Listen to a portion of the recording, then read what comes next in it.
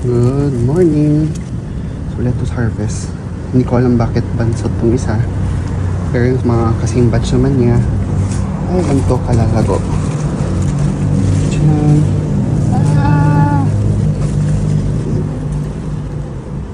Hindi ko din alam bakit. Anyway, lettuce harvest for the week. Fresh lettuce. Green na green, buhay na buhay. Ultimately, fiber para sa digestive system, hindi lamang sa amin, hindi sa mga bumibili. Thank you sa mga sumusuport.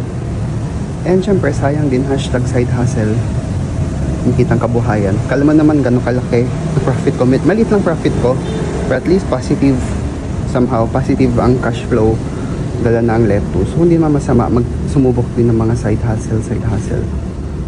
Kailangan lang tiyaga, pag-aralan. Syempre, hindi ka magsasawa sa paggawa ng side hustle para dagdag kita, dagdag profit somehow. Yay.